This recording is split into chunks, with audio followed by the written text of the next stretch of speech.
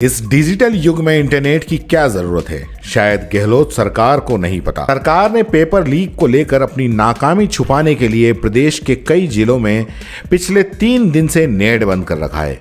लेकिन सवाल यह है कि क्या नेट बंदी करने से पेपर लीक रुक जाएगा? जरा याद कीजिए, पिछले 2 साल में जब गहलोत सरकार प्रतियोगी परीक्षाओं के दौरान नेट बंदी की थी तो क्या पेपर लीक होना बंद हो गए थे?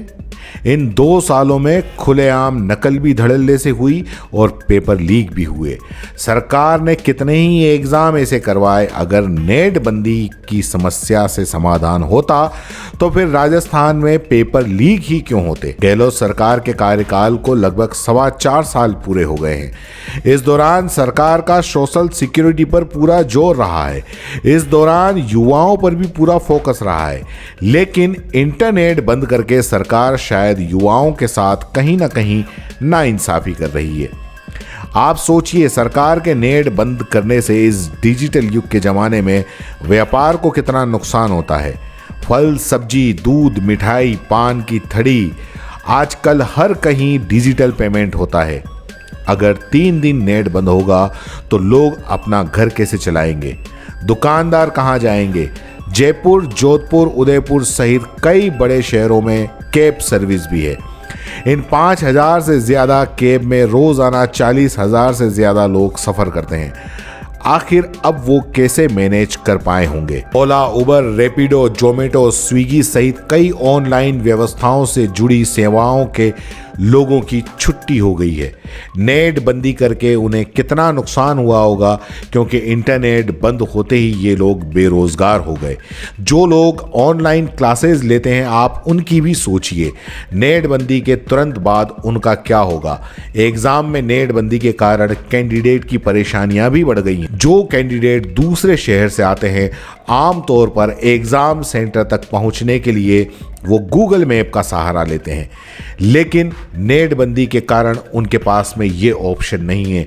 भटकते भटकते वो सेंटर तक पहुंचते हैं और कई बार इसी वजह से वो लेट भी हो जाते हैं। सोचिए, इस नेट बंदी से किसका किसका कितना कितना नुकसान हुआ है। व्यापार को जितना नुकसान हुआ है, सरकार अंदाज़ा भी नहीं लगा सकती।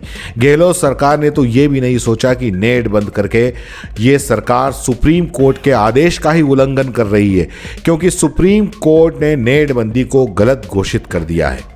सरकार जनता के मौलिक अधिकारों का हनन आखिर कैसे कर सकती है?